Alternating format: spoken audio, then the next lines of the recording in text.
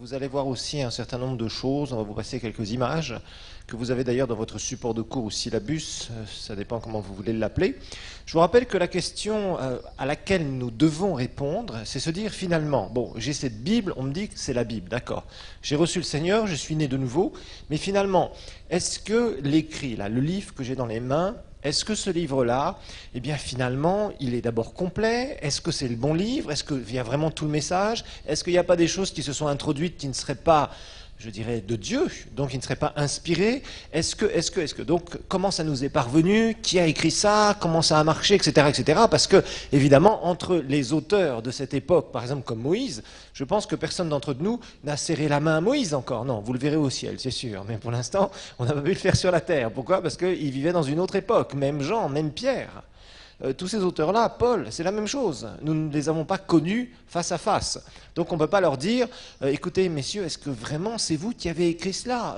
Est-ce que vraiment, non, on n'est pas capable de dire ça. Donc finalement, on a une Bible dans la main, et la question qui se pose, c'est est-ce que c'est la bonne Bible? Voilà, d'où ça vient? Est-ce que vraiment c'est l'inspiration derrière tout ça? Est-ce que c'est vraiment cette parole de Dieu qu'on a dans les mains? Est-ce que c'est la bonne? Et est-ce que je peux en être sûr? Eh bien, la réponse va être donnée au travers de ce cours. C'est pour ça que nous étudions l'histoire de la Bible.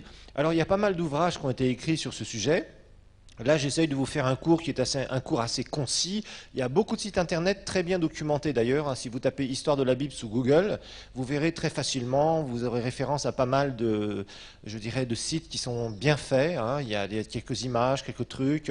En général, bon, ils se recoupent pas mal sur les informations.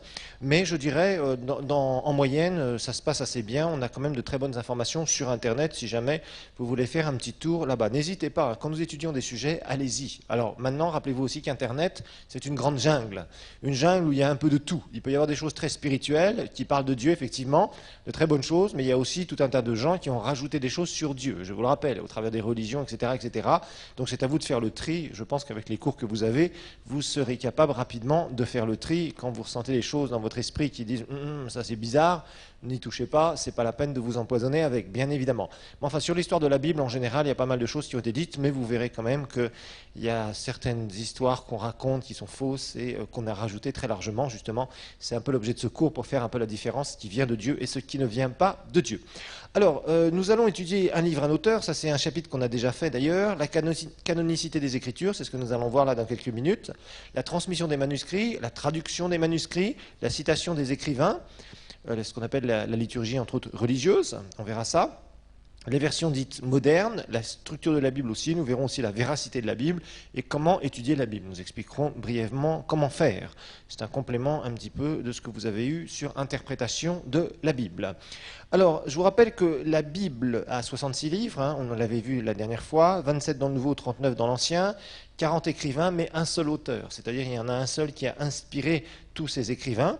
On a vu que Jésus est le personnage central, la Bible a été écrite sur 1500 ans environ, et la Bible, bien sûr, nous parle de l'œuvre de Jésus, c'est l'œuvre centrale, la rédemption, c'est l'histoire d'un royaume, le royaume de Dieu bien évidemment, et l'histoire d'un grand roi qui est Jésus, le roi des rois, qui viendra régner pour l'éternité sur cette terre qui aura été recréée, et nous serons avec lui pour régner avec lui au siècle des siècles. C'est ce que la Bible nous dit à la fin. Alors, les Écritures, ça vient du grec graphe, c'est un nom latin aussi, scriba, ce que l'on écrit. Par exemple, toute écriture est inspirée de Dieu dans 2 Timothée 3,16. Et puis, nous avons vu qu'évidemment, les écrivains de la Bible ont reçu ce qu'ils ont écrit d'une certaine manière. On a vu par révélation, numéro 1. La révélation, ça veut dire, c'est l'action de dévoiler, d'accord, c'est un dévoilement. Voilà, c'est ça, une révélation, littéralement. C'est le fait d'avoir enlevé un voile sur quelque chose. La chose existe, vous avez un voile dessus, donc vous ne pouvez pas voir au travers. Quand on enlève le voile, tout va très bien. Alors, on a vu qu'une révélation particulière, c'est ce que les écrivains ont reçu, c'est-à-dire, ils ont par exemple une vision, c'est ce qui s'est passé par les prophètes de l'Ancien Testament, Moïse aussi, pour les premiers livres de la Bible, les 5 premiers livres de la Bible, et puis Paul, lui aussi, va dire qu'il a reçu par révélation ce qu'il vient d'écrire, dans Éphésiens, par exemple. Alors, on a vu aussi qu'il y a une révélation générale. Dans la Bible, nous avons un certain nombre de psaumes, par exemple, ce n'est pas seulement dans les psaumes, mais je prends l'exemple le plus courant, où vous avez le psalmiste qui va magnifier la grandeur de Dieu au travers des œuvres de Dieu, c'est-à-dire de la création visible, la terre, etc., etc., etc. Donc tout ça, c'est la révélation générale.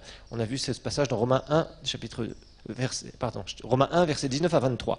Alors on a vu aussi l'inspiration. Alors l'inspiration, c'est le fait qu'il y ait des gens qui se sont sentis poussés à écrire un certain nombre de choses, à répondre à certaines questions. Par exemple, Paul va répondre aux Corinthiens. Pourquoi est-ce que ça fait partie des Écritures? C'est très simple. C'est parce que Paul a eu des questions courantes qu'on peut se poser aujourd'hui. Et au travers de ça, il va mettre ce qu'il a reçu par révélation à propos de la doctrine, et il rajoute, et il le met dans le cadre de la réponse à l'église des Corinthiens. Donc il y a l'inspiration derrière tout ça, on voit la doctrine qu'il a reçue par révélation, et en même temps, il fait un écrit. Donc on récupère l'écrit, bien évidemment. Et on voit que, par exemple, la Bible va être très terre-à-terre dans certains domaines. C'est très marrant. Paul, par exemple, dit à Timothée, allez, va me chercher mon manteau. N'oublie pas de me ramener mon manteau, etc., etc. Vous voyez, donc il y a des choses qui sont rajoutées de la vie de tous les jours. Bon, on voit aussi que la Bible a bien évidemment respecté absolument la personnalité, etc., etc., des écrivains. Alors, la révélation, je vous rappelle, c'est le message lui-même. L'inspiration, c'est comment le message vient et il s'applique, la façon d'appliquer le message dans la vie d'une manière générale. Nous avons vu que Moïse a été le premier à écrire des révélations environ en 1450, disons 1500 ans avant Jésus, un peu moins. Ok, d'accord. Donc, on sait que l'écriture est apparue aussi en Égypte en 3000 avant Jésus. Nous avons un tableau, en tout cas vous l'avez dans votre support de cours, sur les livres de l'Ancien Testament. Je ne vais pas revenir dessus. Vous avez eu survol de l'Ancien Testament. Donc si vous avez la Bible Scofield, c'est pareil, vous avez tous les auteurs, les dates, etc., etc., de tous les livres de l'Ancien Testament. Je vous ai refait aussi une liste pour le Nouveau Testament. Là, c'est peut-être un petit peu moins connu ou moins classé, je dirais. Donc là, je vous ai fait une liste classée. Je vous ai montré que l'épître de Jacques, c'était la première épître, entre 45 et 50. Et le dernier écrit du Nouveau Testament, c'était en 95, c'était l'Apocalypse. Donc on voit que le Nouveau Testament a été écrit sur une période de 50 ans seulement. L'Ancien Testament, on sait que le dernier écrit de l'Ancien Testament, c'est qui? C'est Malachie. Malachie, c'est environ 350-400 avant Jésus. Donc on voit que l'Ancien Testament a été écrit sur une période de 11 siècles et le Nouveau Testament a été écrit sur une période d'un demi-siècle. Donc c'est beaucoup plus rapproché. Alors Éphésiens 2,20, je vous rappelle, Paul nous dit qu'on a été édifié sur les apôtres et les prophètes, et on voit qu'il n'y a que des apôtres et ou des prophètes qui ont écrit les Écritures, bien évidemment. On voit la différence aussi quand Paul se réclame d'une autorité divine pour écrire, ou quand lui-même, dans ses propres textes, il dira « ce n'est pas le Seigneur, mais c'est moi qui dis cela, c'est une recommandation que je vous fais », entre autres à propos du mariage, dans le contexte de la persécution de l'Épître aux Romains. Pierre rend témoignage à Paul, je vous rappelle, dans 2 Pierre 3,15, et ça c'est vraiment étonnant de voir combien un apôtre qui était proche de Jésus rend témoignage à un autre apôtre qui n'a pas vu Jésus, et on sait que Paul est vraiment un instrument très choisi de la part de Dieu pour avoir écrit la moitié en épaisseur du Nouveau Testament et 2 tiers du nombre des livres du Nouveau Testament. Alors on a parlé de la conscience des prophètes, c'était le fait que les prophètes aient eu cette conviction et cet ordre d'écrire. Parce qu'on sait que tout ce qu'ils ont reçu, ces prophètes, entre autres de l'Ancien Testament, où il y avait beaucoup de prédictions, je vous rappelle qu'une prédiction c'est une prophétie qui annonce l'avenir, et bien dans ces prédictions, il y a un certain nombre de ces révélations sur le futur où Dieu a ordonné aux prophètes d'écrire. Mais il y en a d'autres qu'ils ont reçues qui n'ont pas écrites, pour différentes raisons. Parce que Dieu voulait nous transmettre certaines choses et pas d'autres forcément. Alors je vous rappelle que plus de 2500 fois dans la Bible, il se trouve l'expression comme « ainsi parle le Seigneur » ou « la parole de l'Éternel me fut adressée ». Mais là encore, c'est pas partout, on n'a pas dans la Bible tous les écrits de toutes les prophéties qui ont été données par tous les prophètes. Non. Il y a un certain nombre que Dieu a choisi où il y avait un ordre. C'est ce qu'on appelle la conscience prophétique, la conscience des prophètes. Alors, on a cherché à voir un petit peu les preuves de l'inspiration divine de la parole de Dieu. On a vu d'abord que Jésus lui-même rend témoignage à la Bible. Ça, c'est important. L'Ancien Testament, bien sûr, la Bible, dans l'Ancien Testament ici, on voit que Jésus est tenté. Et qu'est-ce que Jésus répond? Eh bien, Jésus, ni plus ni moins, répond très fortement à propos des Écritures en disant « il est écrit au diable » et le diable est obligé de se courber. Et au bout d'un moment, le diable voit qu'il n'a plus. Le diable essaie lui-même de tordre des Écritures, de les sortir du contexte. Et finalement, le diable est obligé de partir, de fuir. On a vu que la Bible prouve par elle-même qu'elle est d'inspiration divine parce qu'il n'y a pas d'autorité au-dessus de Dieu, bien évidemment.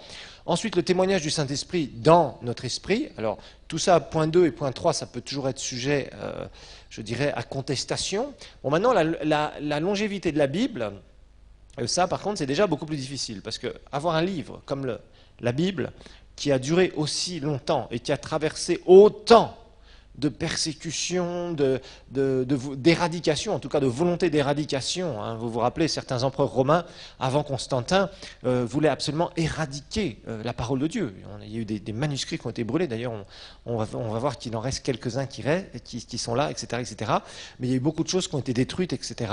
Et il faut le dire que la longévité de la Bible, c'est absolument exceptionnel. Ensuite, le message de la Bible, on voit que le message, eh bien, ça c'est quelque chose qui est très fort. Si quelqu'un veut vraiment vivre ce que la parole de Dieu dit, il peut le vivre. Et c'est pas exclusif, c'est-à-dire c'est pas quelqu'un qui d'un seul coup a de la chance, entre guillemets, où il y a un petit chouchou de Dieu, un petit favori de Dieu, où Dieu dit, toi tu vas vivre des choses exceptionnelles que j'ai écrites dans mon livre, mais toi à côté, bah, tant pis pour toi, tu pourras pas les vivre. Vous voyez, je vous rappelle que personnellement, c'est moi ce qui m'a attiré vers le Seigneur en me disant, celui qui m'a témoigné de Christ, et le défi c'était clair. Pour moi le deal c'était clair. Je disais, Dieu, si vraiment il me dit la vérité, ce qu'il a vécu, je dois pouvoir le vivre, puisque il paraît que c'est ta parole. Il paraît que c'est ta Bible, il paraît que c'est ton message. Si c'est la vérité, ça veut dire que ce qu'il a vécu, moi je peux le vivre. Donc le miracle qu'il a vécu, je peux le vivre aussi. Et personnellement, c'est ce qui m'a beaucoup interpellé quand je suis venu au Seigneur. Bon, son influence, la Bible a influencé bien sûr très positivement des êtres humains sur cette terre. Il y a eu des transformations puissantes de certains pays, entre autres en Europe à l'époque. Les démocraties modernes se sont inspirées du christianisme. Et puis, bien sûr, maintenant au XXe siècle, on voit les continents, les pays sont touchés et certains sont vraiment radicalement transformés par l'évangile. Par exemple, en Ouganda actuellement, il y a quand même une grosse transformation de la nation grâce à l'évangile. Après Amin Dada, les gens se sont ouverts au Seigneur comme ils ne se sont jamais ouverts au Seigneur dans l'histoire de l'Ouganda. Et on doit dire qu'il y a quand même une sacrée transformation de la société grâce au christianisme. Il y a encore beaucoup de travail à faire. Et ici où nous sommes, il y a une révolution encore à faire au niveau de la Bible. Mais ça, c'est un autre sujet. Alors, les prophéties aussi, bien sûr. L'accomplissement des prophéties. On sait que quand Jésus est venu, il y a eu des centaines de prophéties qui se sont accomplies, entre autres, et il y en a d'autres qui sont prêtes à être accomplies. Alors maintenant, leçon numéro 2, leçon numéro 2 ou chapitre numéro 2, comme vous voulez, on va voir ce qu'on appelle la canonicité des Écritures. La canonicité des Écritures. Ça s'écrit comme un canon qui tire, boum, mais ça ne sera pas la même chose. Canonicité des Écritures.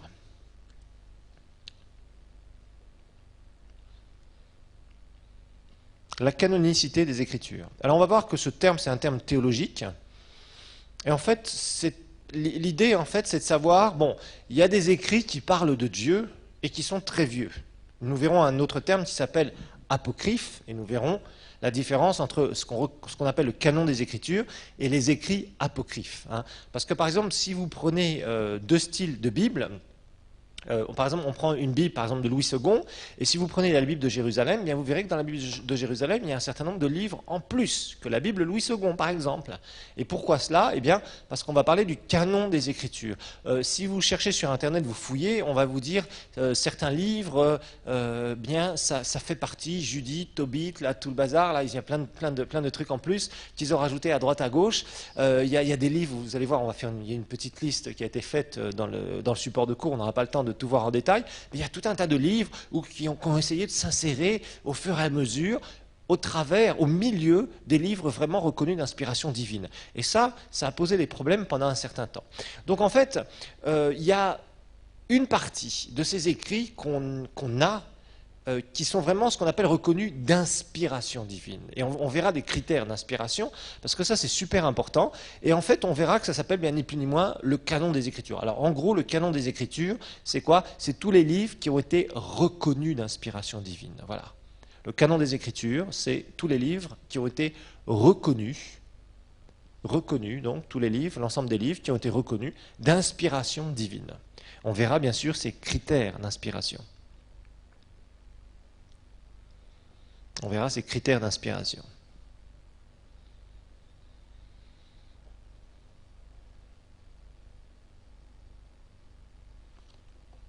Alors, ça ne va pas être nouveau, comme nous allons le voir. Il y a des gens qui ont essayé toujours d'introduire des écrits, certains écrits.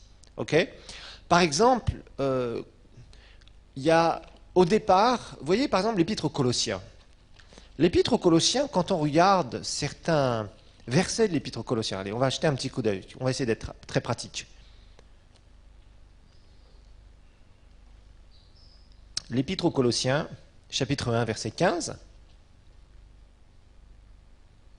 Et puis, on verra chapitre 2, versets 9 à 13. Et parfois on se pose des questions, pourquoi on trouve ça dans des épîtres, certaines remarques ou certaines choses, certaines affirmations. Bien, vous allez comprendre pourquoi grâce à ce que je vais vous expliquer là. Colossiens 1,15, d'un seul coup, Paul dit, voilà, en parlant de Jésus, il est l'image du Dieu invisible, le premier-né de toute la création. Ensuite, chapitre 2, versets 9 à 13.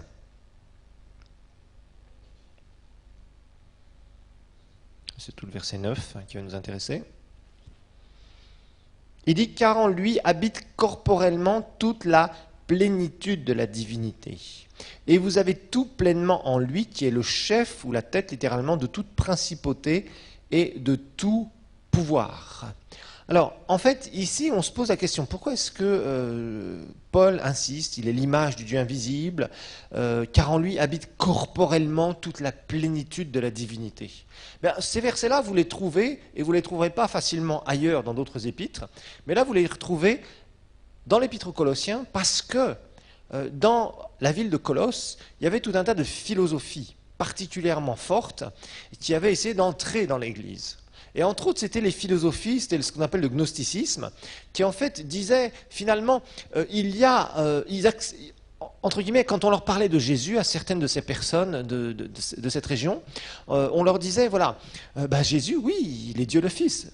Et on disait, les gnosticistes, ceux qui croyaient en ça, acceptaient, et disaient, oui, d'accord, oui, d'accord, Dieu, d'accord, homme, d'accord. Ah oui, tu veux dire qu'il est comme tous les autres dieux qu'on connaît, quoi, demi-dieu, demi-homme. Vous voyez? Et parce qu'il y avait tout un tas de philosophies qui parlaient justement de ces êtres, moitié Dieu, c'était toute cette mythologie grecque, c'était l'héritage de cette mythologie grecque, qui croyait en quoi et qui adorait quoi? Des demi-dieux et demi-hommes. Vous voyez? Alors là, ça posait des problèmes. Et Paul a été obligé d'insister, parce qu'il y avait ces gens-là qui poussaient, qui s'étaient introduits dans l'Église, et qui commençaient à dire, oui, il n'y a pas de problème, votre Jésus, là, on est tout à fait d'accord, il fera partie de nos demi-dieux et de nos demi-hommes. Voilà, parce que dans la mythologie grecque, il y avait tout un tas de demi-dieux et demi-hommes. En fait, c'en est un de plus. Et Paul a dit non.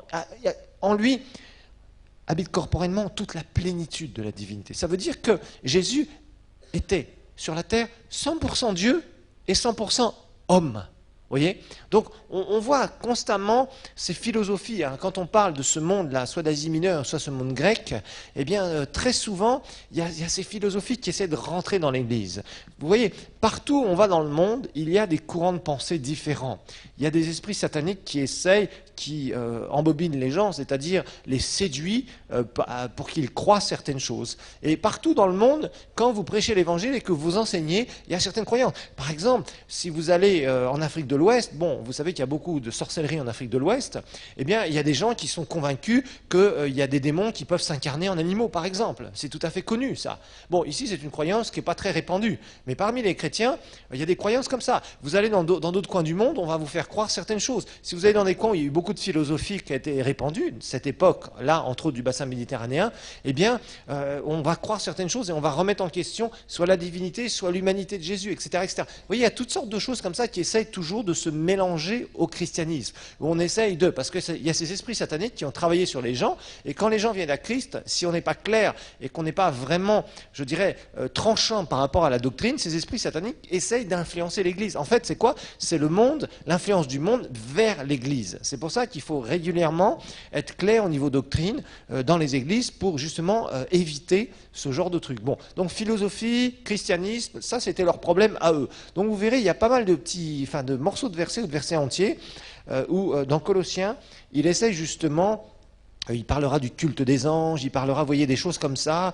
On essayait de leur faire avaler des choses qui étaient complètement fausses, parce qu'ils étaient habitués à ce genre de philosophie qui traînait un peu partout, et les gens croyaient dans ce genre de trucs. Donc il a fallu être bien clair. Alors, les écrits qui traînaient à droite à gauche et qui étaient faux, par exemple dans 2 Thessaloniciens 3,17. 2 Thessaloniciens 3,17.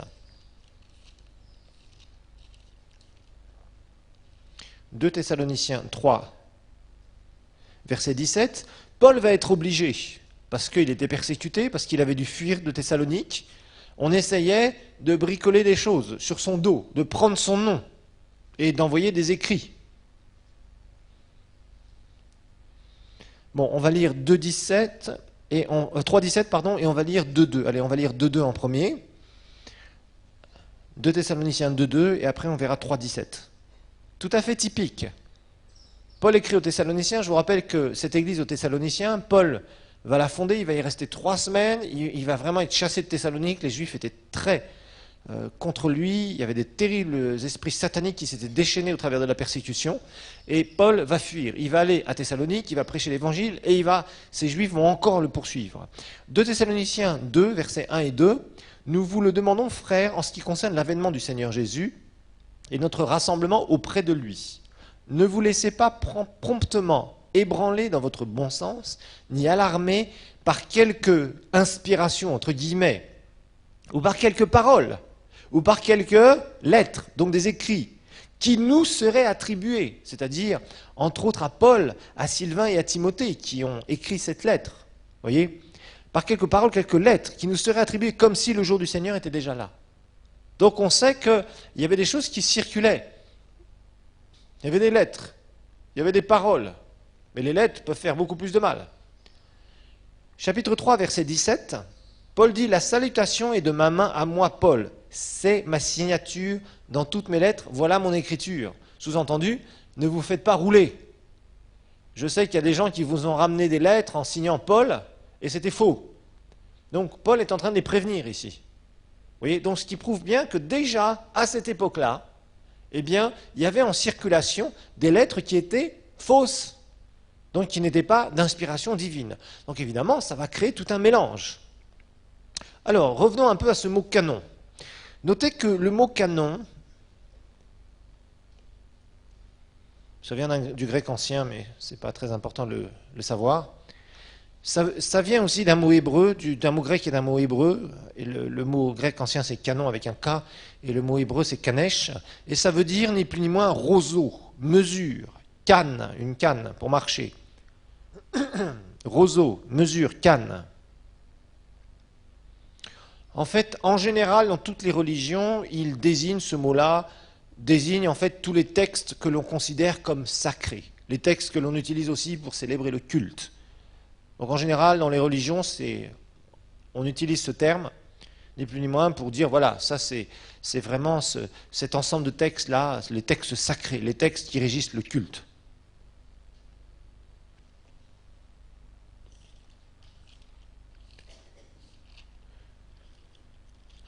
Donc c'est un terme tout à fait générique, hein, qui est employé par pas mal de croyances diverses, et qui est utilisé aussi parmi les chrétiens.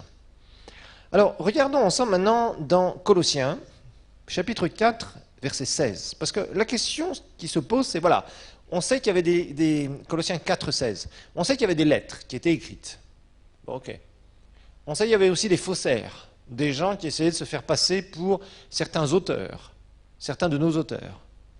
Mais comment est-ce que ces lettres... Bon, voilà, Paul est en train d'écrire une lettre. Il l'envoie à une église, parce que vous voyez, par exemple, les épîtres sont adressés souvent à quoi? Une église, parfois à un ensemble d'églises. Par exemple, Galate, j'espère que vous savez maintenant que Galate, hein, ce n'est pas une ville, d'accord? J'espère que vous le savez, ça, c'est une province, d'accord? De Turquie, entre autres, la Turquie actuelle, ok? Par contre, on peut se poser la question, que devenaient ces lettres? Qu'est-ce qu'on en faisait? Bien, déjà, Paul, quand il va écrire en l'an 60 environ, aux Colossiens, il va dire la chose suivante, 4,16. Quand cette lettre aura été lue chez vous, faites en sorte qu'elle soit aussi lue dans l'église des Laodicéens. On n'a pas d'épître aux Laodicéens. Vous êtes d'accord? Il n'y en a pas dans votre Bible. Et que vous lisiez également celle qui vous arrivera de Laodicée. Ah, il y en avait une, en tout cas, qui circulait vers Laodicée. Est-ce que c'était une épître aux Laodicéens? On ne sait pas.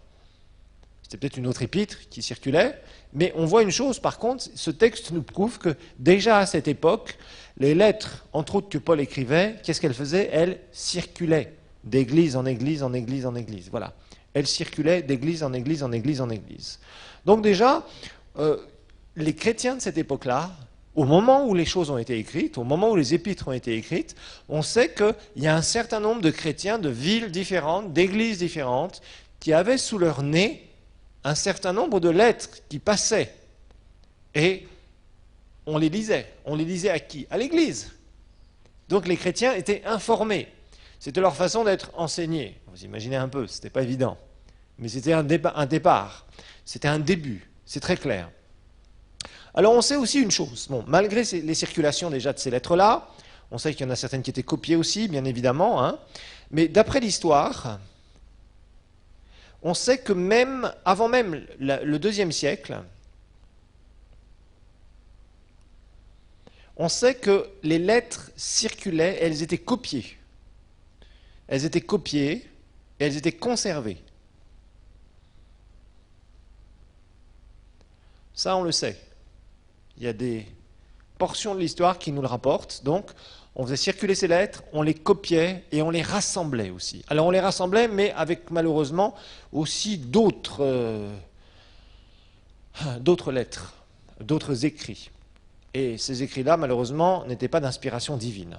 Donc, pour l'instant, on est en fin de 1er siècle et début 2e siècle, et on sait qu'il y a un certain nombre de lettres, elles sont copiées, elles sont laissées là, on les garde dans les églises, ok, d'accord. Mais en même temps, il y a des gens qui font circuler aussi d'autres lettres qui ne sont pas d'inspiration divine, et celles-ci, on les copie aussi, et on les garde aussi. Donc il y a un mélange, il faut être clair. Il y a encore un mélange. On est un peu dans la confusion. Alors maintenant, on va voir sur l'Ancien Testament comment on peut reconnaître le canon de l'Ancien Testament, puis après, on reviendra sur le Nouveau Testament. On va voir que sur l'Ancien Testament, c'est beaucoup plus facile. Le canon de l'Ancien Testament. Le canon de l'Ancien Testament, alors pour l'Ancien Testament, c'est assez simple. L'Église n'a jamais eu vraiment de difficulté avec l'Ancien Testament. Pourquoi? Parce qu'on a au moins une citation d'un verset. On a au moins une citation d'un verset de l'Ancien Testament. On a au moins une citation, donc il n'y a eu pas de difficulté pour reconnaître l'Ancien Testament, parce qu'on a au moins une citation, c'est-à-dire au moins un verset de chaque livre de l'Ancien Testament dans le Nouveau Testament.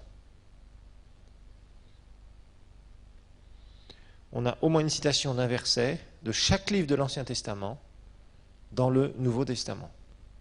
Ça veut dire que si vous prenez tout votre Nouveau Testament là.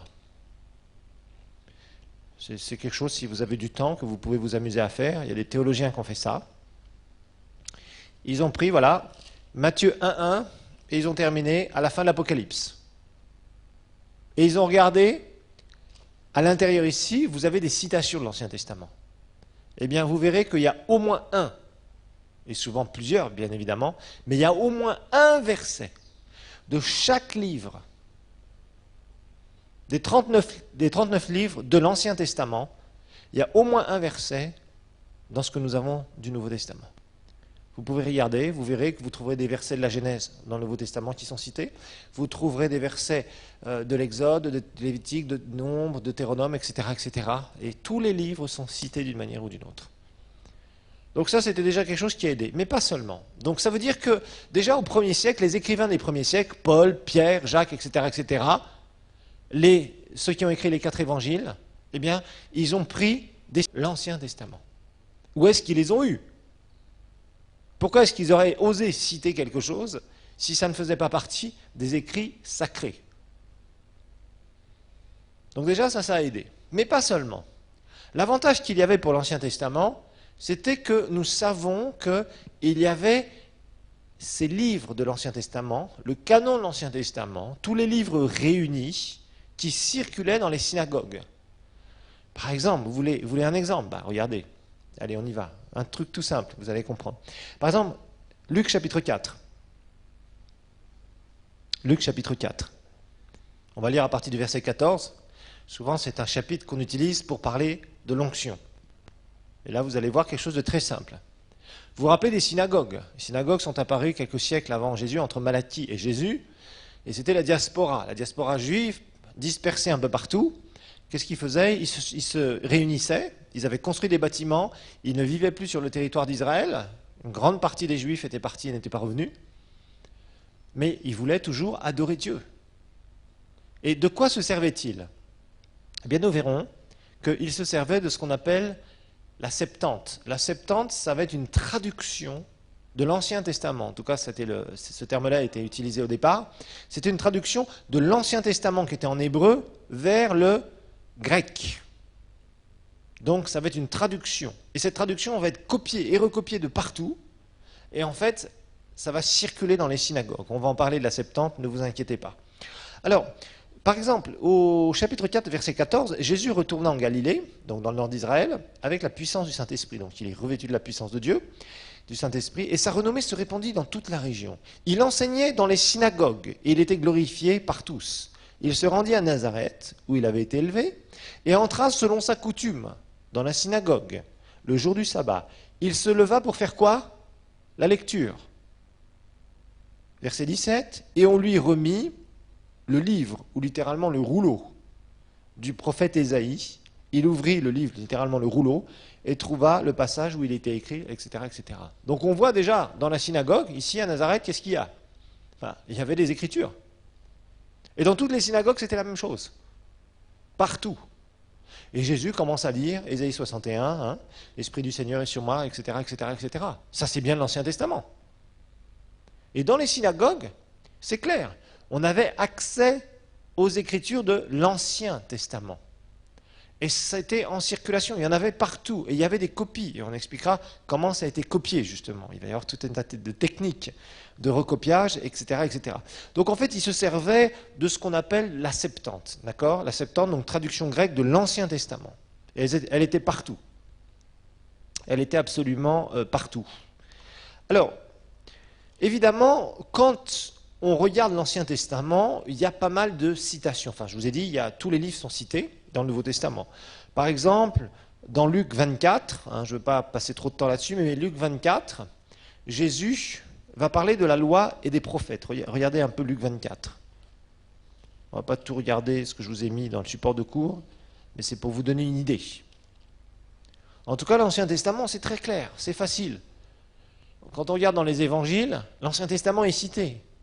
Il est écrit, comme il est écrit, etc., etc., etc., etc., comme le prophète l'a écrit, etc., paf, hop, et on voit constamment, comme il est écrit dans le psaume. Et ça, c'est des citations de quoi? De l'Ancien Testament. Et personne n'était là pour contester quoi que ce soit. Donc on sait que c'était en circulation, on sait que les Juifs avaient accès à l'Ancien Testament, et on sait qu'apparemment, ils connaissaient l'Ancien Testament. Jésus, constamment, a des discussions avec qui? Avec les pharisiens. Il est écrit dans votre loi, etc. On parle des prophètes, on va parler des psaumes, on va parler de ceci, on va parler de cela. Donc partout, ça se recoupe. Partout. Regardez par exemple ce que Jésus fait dans Luc 24. Au verset 27, c'est l'histoire des disciples d'Emmaüs. Donc ils sont sur le chemin d'Emmaüs et Jésus est juste derrière eux et d'un seul coup, il y a une rencontre. Et donc Jésus dit, et commençant par Moïse et par tous les prophètes, il leur expliqua dans toutes les Écritures ce qui le concernait. Moïse et les prophètes. Moïse et les prophètes.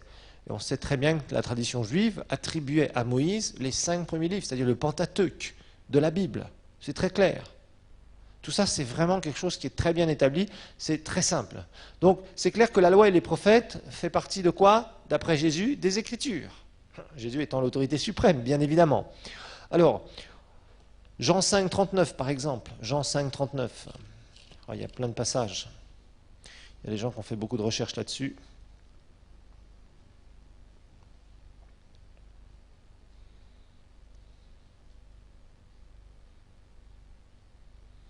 Jean 5, 39, Jésus dit aux Juifs, vous sondez les Écritures. C'était quoi les Écritures?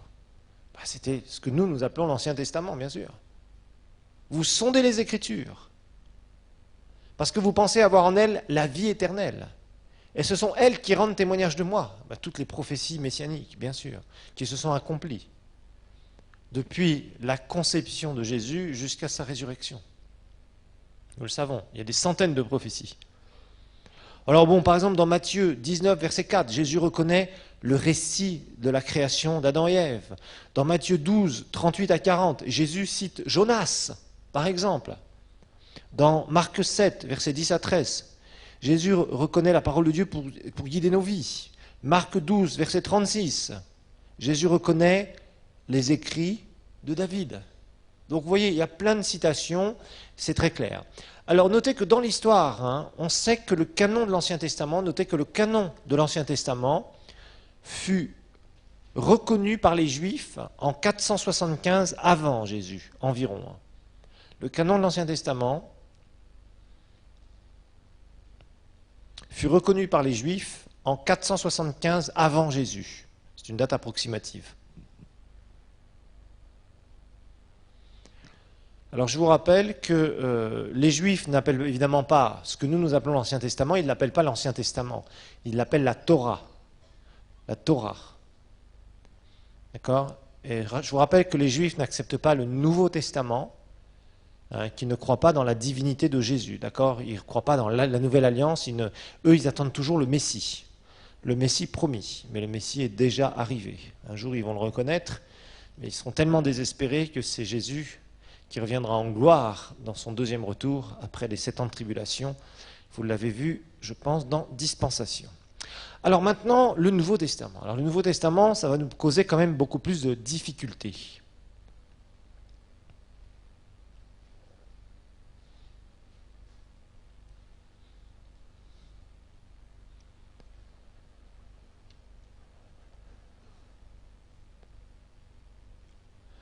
Alors il faut savoir qu'il y a eu beaucoup de discussions sur le Nouveau Testament. Ça n'a pas été simple. Parce que savoir ce qui était reconnu d'inspiration divine ou pas, c'est quand même pas toujours évident. En tout cas, nous le verrons. Même le réformateur Luther, nous verrons, a remis en doute une des épîtres, celle de Jacques entre autres, pendant très très longtemps. Bon. Alors, on sait que le canon des Écritures, c'est clair, se clôt avec 27 livres. Ça, d'accord. Bon, on sait que vers la fin du IIe siècle, tous les livres étaient réunis, qu'ils étaient en circulation. On reconnaissait principalement tous les livres que nous avons ici dans notre Nouveau Testament comme reconnus donc comme d'inspiration divine. Mais il y a quand même eu donc ce qu'on appelle un synode à Carthage en Tunisie, donc en 397. En 397, il y a eu quand même une reconnaissance claire du canon des Écritures, donc au synode de Carthage. Donc on a fait des réunions de responsables, entre autres, et on a discuté de théologie parce qu'il y avait du remous. Je vous rappelle, dans l'histoire de l'Église, au début de l'histoire de l'Église, il y avait des gens qui venaient avec des doctrines bizarres, qui remettaient la divinité de Jésus, Jésus le Sauveur, le péché de l'homme, ceci, enfin, il y a eu tout un tas de trucs, d'accord? Bon, puis 397, Carthage se situe en Tunisie, et il y a eu aussi en 419, on a encore continué à refaire, je dirais, à revoir les livres parce qu'il y avait de la contestation, il fallait harmoniser tout ça. Je vous rappelle que là, on était déjà après Constantin, dans cette période-là. Donc, on essayait de christianiser totalement l'Empire romain, donc on essayait de se dire, bon, qu'est-ce que c'est que les Écritures, qu'est-ce qu'on doit reconnaître comme livre exactement, etc., etc. Alors bon, il y a eu un certain pape, Gélase, qui a donné des décrets, qui a fait des décrets à propos du canon du Nouveau Testament, mais bon, il y a eu toujours, c'était pas évident. Il y a certaines... il y a certains écrits apocalyptiques qu'on a toujours mélangés, qu'on a gardés très longtemps, jusqu'au Moyen-Âge, etc., etc., des choses qui étaient fausses. Mais bon, Gélase, lui, c'était au 5e siècle, il a été assez clair, il a dit, voilà, voici le livre qu'on reconnaît, voici le canon des Écritures, etc., etc. Et puis, dedans, se glissaient encore certains écrits apocalyptiques qui étaient évidemment faux. Alors, il y a eu un concile de Trente aussi, concile de Trente en Espagne. On en avait parlé dans l'histoire, je vous rappelle, de l'Église, qui s'est tenue en 1545-1563, donc Concile de Trente en Espagne, 1545-1563. Et là, on a établi, en tout cas là c'était l'époque de l'Église catholique, je vous rappelle, et il y a eu un établissement du canon des Écritures. Donc établissement du canon des Écritures pour particulièrement l'Église catholique. Mais bon, là, on retrouve justement, certains livres qu'ils vont inclure. donc vous aurez cette liste, hein, je vais pas, on va pas, vous n'allez pas tout recopier avec vos notes, mais dans le support de cours, il y a toute cette liste. En fait, quand vous regardez ce décret, entre guillemets, hein, cette reconnaissance, cette ratification, ce qu'on appelle du canon des Écritures, par le Concile de Trente, en 1540, de 1545 à 1563, on s'aperçoit qu'ils vont insérer, ils vont garder un certain nombre de livres, que vous avez d'ailleurs toujours, entre autres, dans la Bible de Jérusalem. Donc vous avez exactement tous les mêmes livres que nous avons dans notre Bible, mais ils ont accepté le livre de Tobie, de Judith, de Baruch, de la sagesse, l'Ecclésiastique, 1 et 2 Maccabées. Ça, ce sont les livres qui vont accepter, que les cathos acceptent, d'une manière générale, en étant reconnus d'inspiration divine. Ces écrits de l'Ancien Testament, franchement, ne sont pas d'inspiration divine, et au niveau des protestants, nous ne les reconnaissons pas comme étant d'inspiration divine. Par exemple, 1 et 2 Maccabées, c'est l'histoire qui se situe à environ au IIe siècle avant Jésus-Christ, avec un certain Judas Maccabée. Il y avait un certain Antiochus d'Épiphane qui était un despote qui avait fait un coup contre les Juifs, qui voulait une destruction contre les Juifs. Et en fait, les livres des Maccabées, 1 et 2 Maccabées, racontent cette histoire, racontent l'histoire entre eux de cette famille de Judas Maccabée, qui explique comment ils se sont battus contre justement ce despote Antiochus Épiphane. Ils se sont ligués ensemble et ils ont combattu justement cet homme qui voulait vraiment faire beaucoup de mal à la nation juive. Alors, sinon, dans le Concile de Trente, au niveau du Nouveau Testament, c'est clair. L'Ancien Testament, c'est pas clair, en tout cas sur ces livres que je viens brièvement de vous citer, hein, Tobie, Judith, Baruch, la sagesse, Ecclésiastique, 1 et 2 Maccabées. Dans le Nouveau Testament, par contre, on était d'accord, en tant que guillemets, hein, on retrouve tous les écrits que nous avons dans notre Bible ici. Dans le Nouveau Testament, il n'y a pas eu d'écrits qui ont été insérés au Concile de Trente avec lesquels le milieu protestant ne serait pas d'accord. Sur le Nouveau Testament, il n'y a pas de problème. Entre les cathos et les protestants, c'est tout à fait, on est tout à fait d'accord sur les livres. C'est que dans l'Ancien Testament où il y a quand même, il faut le dire, une divergence. Et c'est clair, j'ai jeté un petit coup d'œil sur certains de ces livres-là, ce qu'on appelle les apocryphes, là, les Tobie, les Judith, les Baruch, les sagesses, etc. D'une part, c'est pas intéressant pour certains, et d'autres, ça sent vraiment mauvais, entre guillemets. C'est pas du tout, on sent qu'il n'y a pas d'inspiration du tout. Et ça, c'est quelque chose ayant vraiment le Saint-Esprit en nous, on est tout à fait capable de reconnaître. Il y a certains livres qui se sont introduits, je vous dis, sur Internet, vous allez rigoler de voir certains trucs que parfois ont été écrits et se réclament d'être, ça colle pas du tout avec la révélation de Dieu, entre autres. Il faut savoir que tous ces livres qui ont essayé d'être insérés, ceux qui ont été vraiment rejetés, que ce soit par l'Église catholique au Concile de Trente ou que ce soit par les milieux protestants, il faut savoir clairement que quand vous les lisez, ça sonne tellement faux. Ce sont des anges, par exemple, qui s'accouplent avec des hommes et qui font des monstres, entre guillemets. Ce sont des trucs bizarres sur Dieu qui n'ont rien à voir avec la révélation de la Trinité, par exemple. Ce sont des prophéties bizarroïdes, des trucs... Enfin, tout de suite, on sent que c'est bizarre. Vraiment, ça c'est facile, vraiment très très facile à reconnaître. Alors, dans les églises grecques, parce que je vous rappelle que l'Empire avait été scindé en deux, le canon va démarrer avec 22 livres au départ, et puis après, petit à petit, on va rajouter des choses sur dans le Nouveau Testament jusqu'à arriver à peu près à ce qu'on a aujourd'hui. Alors, je vous ai fait tout un truc, je ne veux pas revenir là-dessus, c'est parce que j'ai fait quand même des recherches plus précises, je ne veux pas trop passer de temps sur cet historique, mais dans les syllabus, il y a quand même un peu plus de détails. Alors, quels sont les critères? Enfin bon, on va quand même dire une petite chose, oui, à propos de l'Église protestante. Notez que l'Église protestante reviendra à la source, va revenir à la source après la Réforme.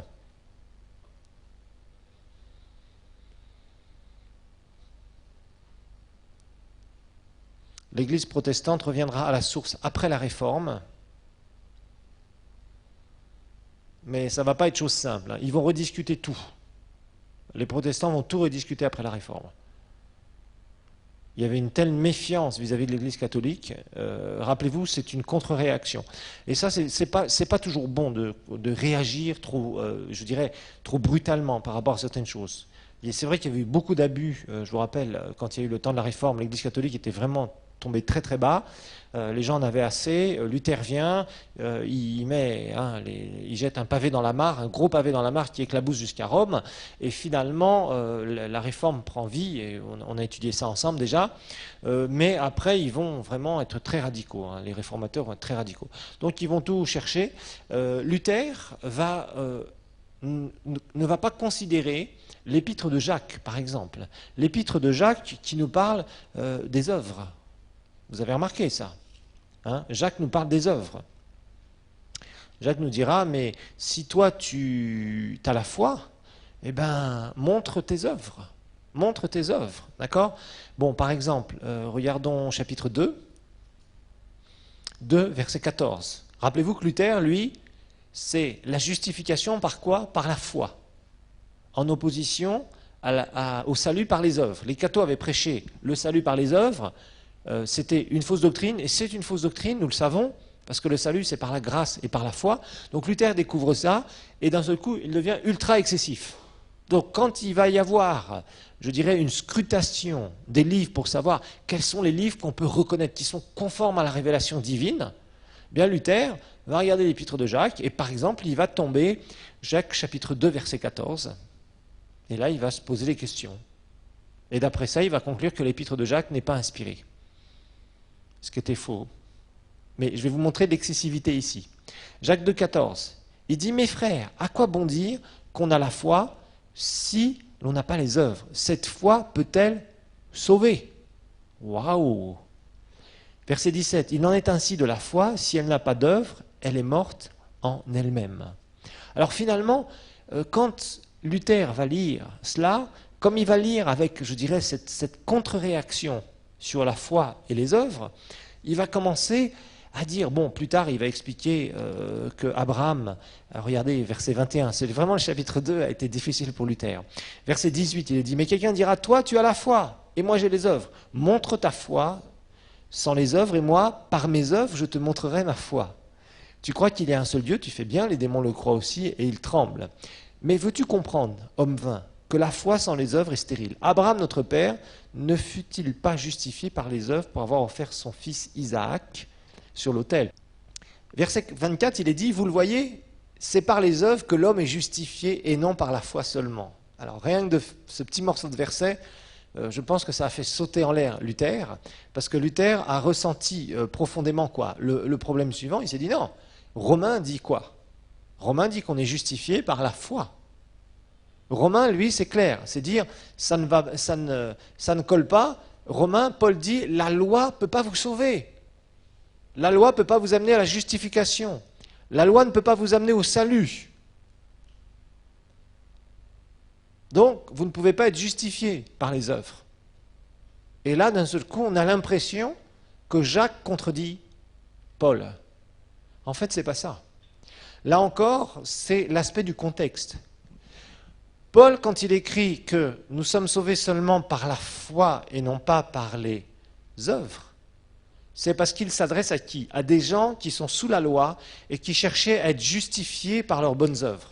En disant, de toute façon, c'est clair, vous les Juifs, vous êtes sous la loi depuis je ne sais combien de temps, mais Abraham, lui, a été justifié par sa foi.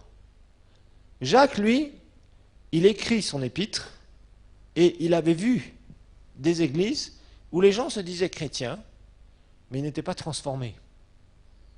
Donc il disait, mais attention, attention, vous êtes bien gentil, vous dites, moi j'ai la foi, vous avez entendu, moi je suis sauvé. D'accord.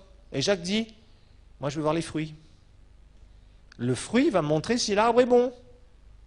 Voilà, tout simplement. C'est ce que Jacques était en train de dire. Il n'était pas en train de justifier une théologie où on pouvait être justifié par la foi et ne pas porter les fruits. C'était ça que Jacques va dire ici. Parce que quand on lit bien le contexte, c'était ici. Là encore, Jacques va écrire par réaction. Il va être désabusé, parce qu'on sent bien dans son épître qu'il voit des gens se dire chrétiens. Par exemple, quelqu'un qui est dans une église, il y a un pauvre qui est là, qui n'a rien, qui est démuni, qui est devant, qui est bien au chaud, tranquille, et d'un seul coup, il y a un grand monsieur qui arrive, il arrive bien en retard pour bien se faire remarquer devant tout le monde, et qu'est-ce qu'on fait? On dit au pauvre, allez, pousse-toi. on va mettre le grand monsieur et on va lui faire des grandes courbettes parce qu'il va faire un grand don à l'église. Et Jacques était choqué. Il avait raison d'être choqué. Jacques voyait bien, et son épître est remplie de choses comme ça, où il dénonce des abus en disant, vous dites que vous êtes sauvés, mais montrez-moi le fruit de votre salut. Et quand on lit l'épître de Jacques, ça démontre que quand quelqu'un s'est vraiment repenti, qu'il est né de nouveau, ça devient un bon arbre, et comme disait Jésus, le bon arbre ne peut porter que quoi? De bons fruits. De bons fruits. Et ça, c'est ce qu'exactement Jacques disait. Donc Jacques n'était pas en train de contredire ce que Paul disait. Paul, lui, c'était le contraire. Paul dénonçait ce que Jésus dénonçait. Jésus dénonçait quoi? Il disait aux Juifs, vous nettoyez l'extérieur du plat, mais à l'intérieur, c'est pourri. Changez l'intérieur, et l'extérieur sera brillant aussi après. Il n'y a pas de problème, vous nettoierez le reste après. C'était ce que Paul expliquait. Il disait, non, le vrai Juif, c'est celui qui est circoncis à l'intérieur du cœur. La vraie circoncision, c'est à l'intérieur. C'est celle de l'esprit, etc. etc. On peut être justifié seulement par la foi. Maintenant, la foi, c'est bien, mais Jacques est complémentaire à Paul, et Jacques disait, d'accord, tu dis que tu as la foi, tu dis que tu es sauvé, ok, maintenant je veux regarder ce qui se passe dans ta vie. Est-ce que tu agis différemment? Est-ce que ton comportement a été transformé? Ou est-ce que finalement tu es un faux chrétien et tu fais semblant? Voilà, tout simplement. Mais Luther avait tellement vécu dans cette ambiance trempée de catholicisme, je dirais, à outrance, où les gens nous disaient « il faut faire ceci, il faut faire cela, il faut faire ceci, ça c'est bien, ça c'est pas bien, etc. etc. » que quand il a vraiment fait cette découverte, qu'il a compris qu'on était justifié par la foi, il a mis une sorte de visière où il ne voyait qu'une chose, c'est quoi? Ben, c'est seulement la foi, je peux être sauvé par la foi, et c'est tout. Donc il s'est focalisé sur la foi, et le salut par la foi. Et ce qui était vrai, et il a restauré vraiment cela. Et il a amené ce message partout. Et c'était bien. Mais il a réagi de l'autre côté, et quand il a lu l'écrit de Jacques ici, chapitre 2, là, ça l'a choqué, et il s'est dit non, c'est pas possible, cet écrit ne pouvait pas être inspiré. Voilà pour ce cours.